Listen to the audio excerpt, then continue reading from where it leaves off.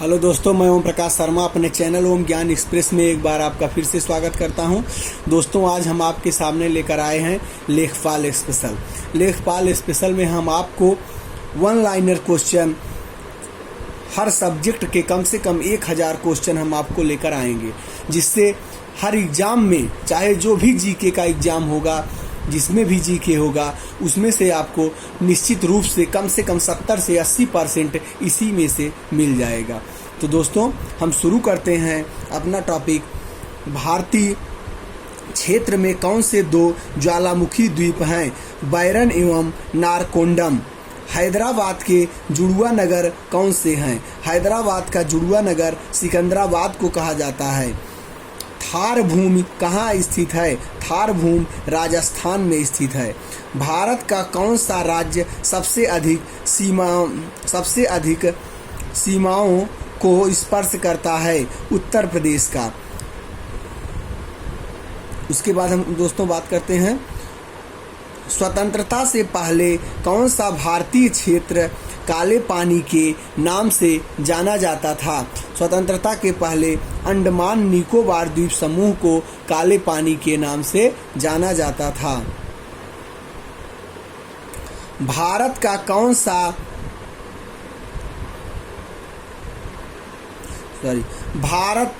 भारत की सबसे लंबी सुरंग कौन सी है? तो दोस्तों, पीर पंजाल सुरंग जो है, ये सबसे लंबी सुरंग है। और यह किस राज्य में है? ये आप जानते हैं, जम्मू कश्मीर में है। फिर बात हम करते हैं,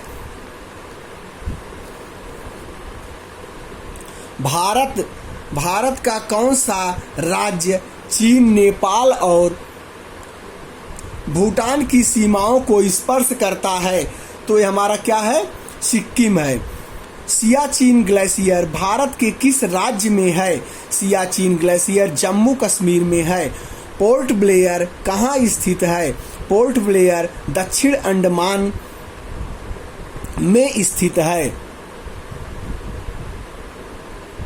कौन सा राज्य उत्तरी पूर्वी राज्य की 7 बहनों का भाग नहीं है? पश्चिमी बंगाल। भारत का कौन सा महत्वपूर्ण अक्षांश भारत को 2 भागों में बांटता है? 23.3° उत्तरी अक्षांश। उत्तर भारत में उप हिमालय क्षेत्र के सहारे फैले समतल मैदान क्या कहा जाता है? भांवर। कोरी निवेशिका कहाँ स्थित है? तो कोरी निवेशिका कच्छ के रण में स्थित है। भारत का कौन सा राज्य 3 ओर जल से घिरा हुआ है? तो ये त्रिपुरा है। भारत के किस स्थान को मरुस्थल की राजधानी कहा जाता है? तो दोस्तों, हम इसे जैसलमेर को कहते हैं। तो अब हम अपना क्वेश्चन लेकर आते हैं दोस्तों, दूसरे पेज का।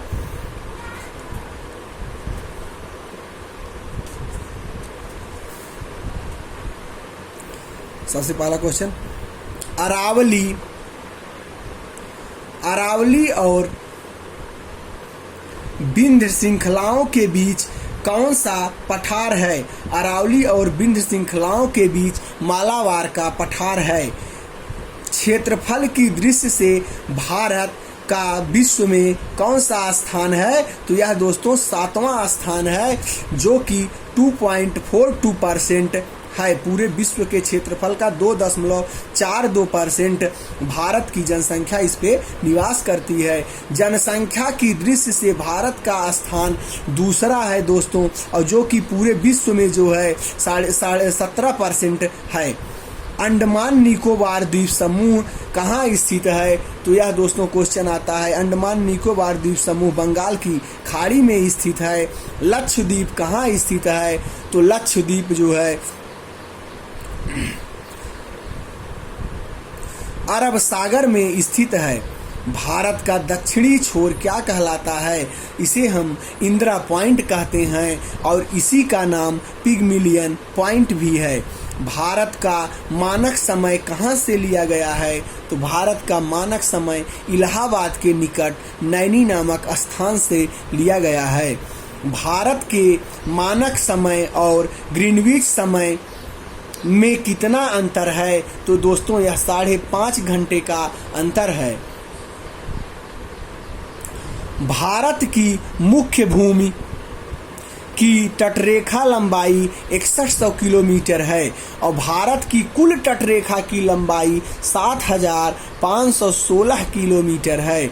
संपूर्ण भारत के कितने प्रतिशत क्षेत्रफल पर मैदान का विस्तार है? तो दोस्तों यह 44% भाग पर मैदान का विस्तार है। भारत में समुद्र तटरेखा वाले राज्य कितने हैं? तो दोस्तों ये 9 हैं। किस राज्य की समुद्र तटरेखा सबसे लंबी है? क्वेश्चन आता है तो यह गुजरात है। और सबसे छोटी किसकी है? दोस्तों वह गोवा की है। अभी क्वेश्चन आएगा, हम बताएंगे। सबसे लंबी गुजरात की है और सबसे छोटी गोवा की है। कर्क रेखा भारत के कितने राज्यों से होकर गुजरती है? तो यह 8 राज्यों से होकर गुजरती है। भूमध्य रेखा के निकट कौन सा स्थान है? भूमध्य रेखा के निकट इंदिरा पॉइंट स्थित है। और इंदिरा पॉइंट कहाँ स्थित है? अंडमान निकोबार द्वीप समूह में स्थित है। दोस्तों अब हमारा अगला पेज आता है, इसमें भी कुछ क्वेश्चन है, ये भी हम देखते हैं। चलिए शुरू करते हैं हम।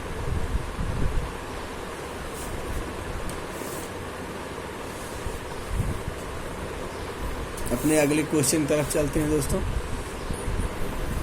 ये देखिए हम आ गया, जो भी आपको बता रहे थे। किस राज्य की समुद्र तटरेखा सबसे छोटी है? तो वह है उसकी गोवा की है दोस्तों। फिर भारत की स्थल सीमा किस देश के साथ ज्यादा है? स्थल सीमा किस देश के साथ ज्यादा है? तो यह है बांग्लादेश के साथ लगी हुई है। भारत का कौन सा भू आकृति भाग प्राचीन है? ये है प्रायद्वीप का पठार। प्रायद्वीप का पठार, प्रायद्वीपी पठार उसे कहते हैं। भारत के पूर्वी समुद्र तट को किस नाम से जाना जाता है? यह है कोरोमंडल तट के नाम से जाना जाता है। कोंकण तट कहाँ से कहाँ तक स्थित है? ये गोवा से दमन तक स्थित है। लक्षद्वीप समूह के द्वीपों की उत्पत्ति किससे हुई है? प्रवाल द्वारा हुई है दोस्तों, प्रवाल। न्यू मूर द्वीप कहाँ स्थित है? न्यू मूर द्वीप अंडमान सागर में स्थित है। कौन सा द्वीप भारत और श्रीलंका के बीच स्थित है? तो रामेश्वरम द्वीप है, यह भारत और श्रीलंका के बीच स्थित है। बात करते हैं लक्षद्वीप समूह में कुल द्वीपों की संख्या 36 है। क्वेश्चन आ जाता है, लेकिन लक्षद्वीप में 10 ही द्वीप पर जो है मानव का निवास है, मात्र 10 पे। टोटल द्वीपों की संख्या 36 है, लेकिन मनुष्य 10 द्वीपों पर निवास करते हैं। भारत के किस स्थान को सफेद पानी के नाम से जाना जाता है? तो यह सियाचिन ग्लेशियर है। भारत में कितने केंद्र शासित प्रदेश हैं? 7 केंद्र शासित प्रदेश हैं दोस्तों।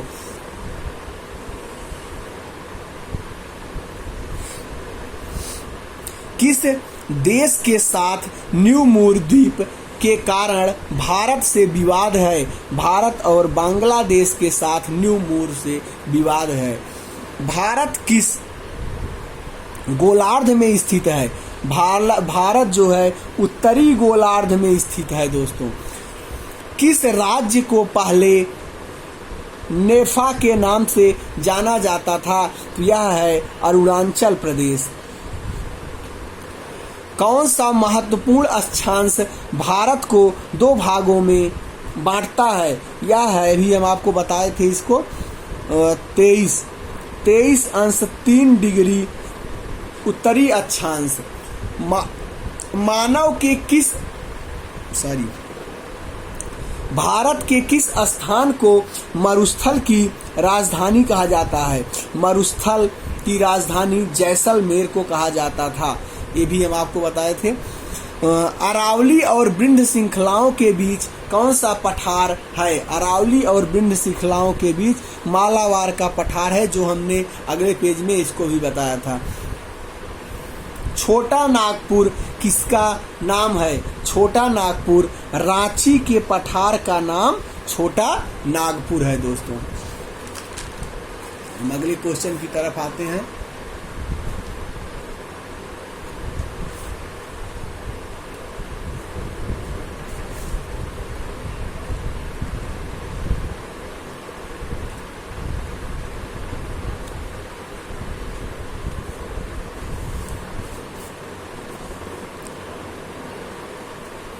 तो अगला क्वेश्चन हमारा है दोस्तों, भारत और चीन की सीमा रेखा को स्पर्श करने वाले भारतीय राज्य कौन कौन से हैं?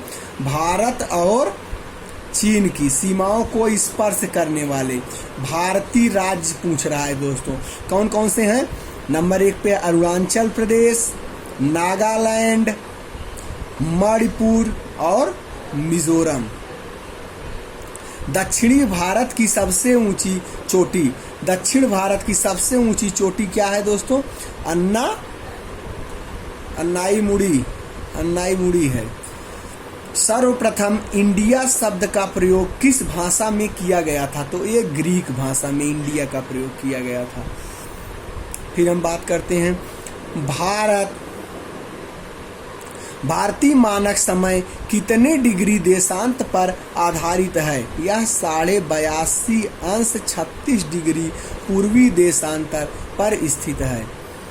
आदम का पुल किन दो देशों के मध्य है? आदम का पुल जो है भारत और श्रीलंका के मध्य है। भारत की सबसे लंबी सुरंग पीर पंजाल, देखिए आ जाता है, सबसे लंबी सुरंग भारत की कौन सी है? ये भी क्वेश्चन हम आपको बताए हैं। पीर पंजाल कौन सी है? पीर पंजाल। और यह किस राज्य में है? यह जम्मू कश्मीर में है। भारत और पाकिस्तान के बीच सीमा निर्धारण किसने किया था? सीमा का निर्धारण सर रेडक्लिफ थे, जॉन रेडक्लिफ।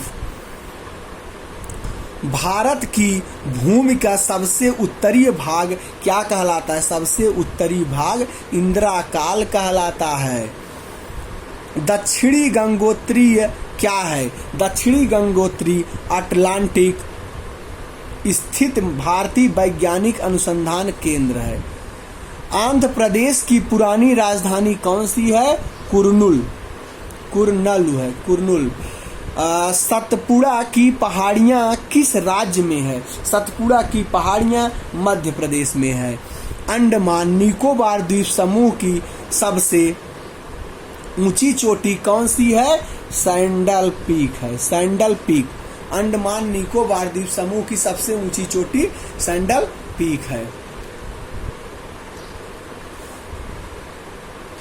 अब क्वेश्चन आता है,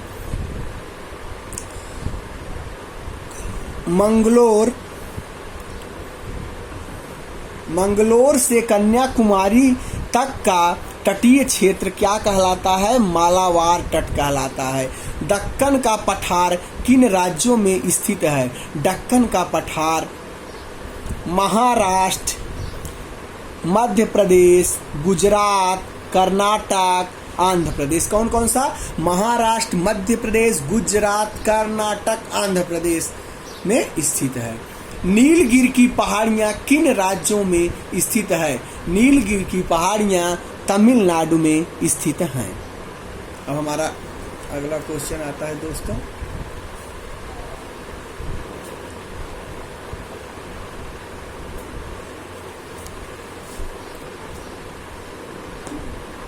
देखिए शुरू करते हैं दोस्तों।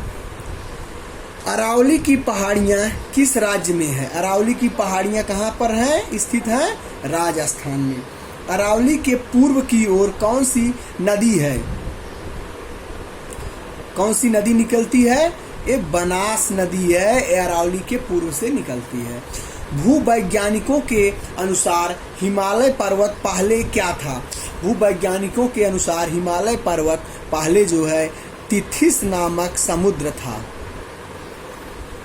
महेंद्रगिरी की पहाड़ियां किन दो राज्यों के तट पर हैं? महेंद्रगिरी की पहाड़ियां उड़ीसा और आंध्र प्रदेश राज्य के मध्य स्थित हैं। पम्बन द्वीप कहाँ स्थित है? पम्बन द्वीप महाराष्ट्र की मन्नार की खाड़ी में। पम्बन द्वीप कहाँ स्थित है? ये जो है मन्नार की खाड़ी में स्थित है। केंद्र शासित प्रदेश में सबसे बड़ा पत्तन कौन सा है? केंद्र शासित प्रदेश में सबसे बड़ा पत्तन पोर्ट ब्लेयर है। कोबाला पॉइंट कहाँ है? कोलाबा पॉइंट यह मुंबई में है। अब भारत की प्रमुख झीलें, क्वेश्चन आता है, क्वेश्चन इसमें से आता है झील से। तो देखिए भारत की प्रमुख झीलें की हम बात अगर करते हैं तो भारत की सबसे बड़ी तटीय झील कौन सी है? चिल्का। यह कहाँ पर है? उड़ीसा में है दोस्तों। सबसे तटीय झील है। मीठे पानी की सबसे बड़ी झील वूलर झील है। यह कहाँ है? जम्मू कश्मीर में है। वूलर झील भारत के किस राज्य में है? देखिए जम्मू कश्मीर में है। खारे पानी की सबसे बड़ी झील ये है हमारा सांभर। सांभर कहाँ है? ये राजस्थान में है। सबसे बड़ी कृत्रिम झील इंदिरा सागर झील है। कौन सी झील है दोस्तों? इंदिरा सागर झील है। गोविंद सागर झील कहाँ है? ये हिमाचल प्रदेश में है। गोविंद सागर झील कहाँ है? हिमाचल प्रदेश में है। दोस्तों एक क्वेश्चन आता है नवकुचिया झील। नवकुचिया झील ये उत्तराखंड में है। पिछौला झील राजस्थान में है। लोनार झील बहुत बार आता है दोस्तों। लोनार झील कहाँ है? लोनार झील हमारा महाराष्ट्र में है। और लोकटक झील बहुत बार क्वेश्चन आया है। लोकटक झील कहाँ है? ये मणिपुर में है दोस्तों। शेषनाग झील कहाँ है? जम्मू कश्मीर में है। फुल्लर झील उत्तर प्रदेश में है। फुल्लर झील कहाँ है? उत्तर प्रदेश में है। हुसैन सागर झील कहाँ है? आंध्र प्रदेश में है। नैनीताल झील उत्तराखंड में है। पुलिकट झील जो है तमिलनाडु में है। पुलिकट झील कहाँ है? तमिलनाडु में है दोस्तों।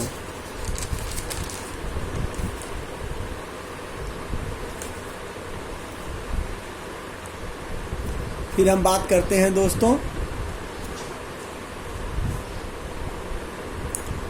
सबसे पहले जयसमंद झील। जयसमंद राजस्थान में है। नागिन झील जम्मू कश्मीर में है।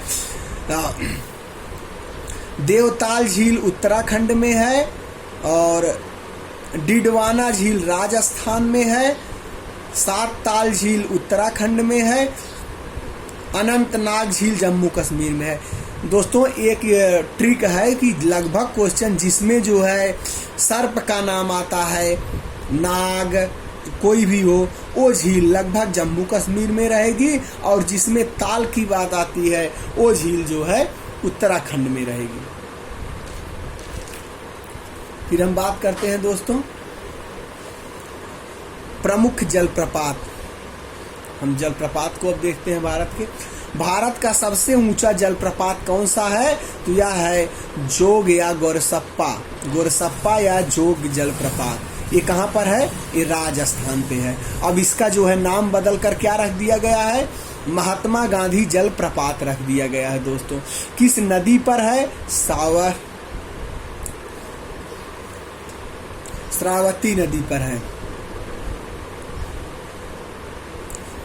अब दोस्तों फिर आता है अगला क्वेश्चन।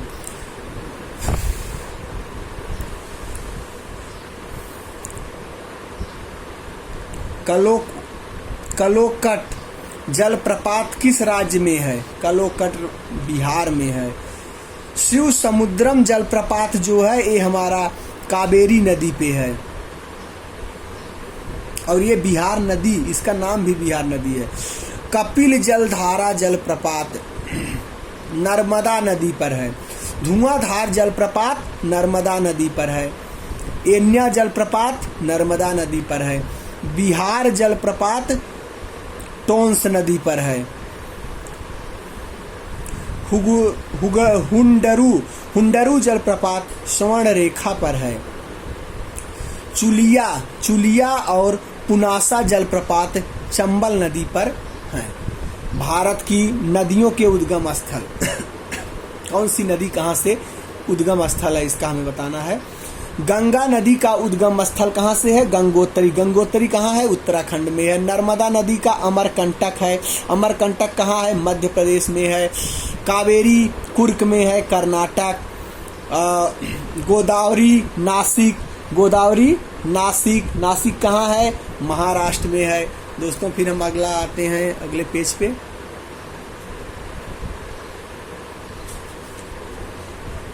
चलिए शुरू करते हैं। कृष्णा नदी महाबलेश्वर महाराष्ट्र में है। सिंधु नदी सानो ख्वाब ग्लेशियर, सानो ख्वाब ग्लेशियर ये तिब्बत से निकली है सिंधु नदी। और ये कृष्णा नदी को आता है महाबलेश्वर महाराष्ट्र में है। ब्रह्मपुत्र जो है हमारा ये चिमयुंगदुंग ग्लेशियर से निकली हैं, ये भी तिब्बत से निकली हैं। यमुना नदी यमुनोत्तरी उत्तराखंड से निकली हैं। चंबल नदी जानापाव पहाड़ी एमपी से निकली हैं। और झेलम नदी शेषनाग झील कश्मीर से निकली हैं। सतलज नदी हमारा जो है दोस्तों, सतलज ये राकसताल तिब्बत से, राकसताल से निकली हैं। सोन नदी अमरकंटक की पहाड़ियां एमपी से निकली हैं। साबरमती, साबरमती अरावली पर्वत राजस्थान से निकली हैं। अलकनंदा की अगर हम बात करते हैं दोस्तों, तो अलकनंदा संतोपंत हिमालय से निकली हैं अलकनंदा। और रावी नदी जो है कांगड़ा जिले के रोहतास दर्रे से निकली हैं रावी नदी। और बेतवा की अगर हम बात करते हैं रायसेन जिला एमपी से निकली हैं। ताप्ती नदी की अगर हम बात करते हैं बैतूल जिला एमपी से निकली हैं ताप्ती नदी, ताप्ती जिसे कहते हैं। और महानदी की अगर हम बात करते हैं रायपुर जिला छत्तीसगढ़ से निकली हैं। यही शिवाजी का राज्याभिषेक भी हुआ था, रायपुर छत्तीसगढ़ इनकी राजधानी थी। माही नदी, माही नदी दोस्तों ये सरदारपुर जिला एमपी से निकली हैं। तुंगभद्रा नदी पश्चिमी घाट की गंगा मूल चोटी कर्नाटक से निकली हैं। कौन? तुंगभद्रा। मेघना नदी की अगर हम बात करते हैं तो मेघना नदी हमारा देखिए दोस्तों, अगर हम मेघना की बात करते हैं तो मणिपुर, कहाँ दोस्तों? मणिपुर की पहाड़ियों से निकली है मेघना नदी। और पेरियार नदी की बात करते हैं तो पेरियार, पेरियार नदी पेरियार झील से निकली है। अब भारत की प्रमुख नदियां कौन कौन सी प्रमुख नदियां हैं? भारत की पवित्र नदी कौन सी है? गंगा। कौन सी? पवित्र नदी। और गंगा को बांग्लादेश में पद्मा के नाम से जाना जाता है। कहाँ पर? बांग्लादेश में पद्मा के नाम से। गंगा और ब्रह्मपुत्र के संयुक्त जलधारा को हम मेघना कहते हैं दोस्तों। भारत की कौन सी नदी समुद्री तटरेखा पर स्थित है? भारत की कौन सी नदी समुद्री तटरेखा पर स्थित है?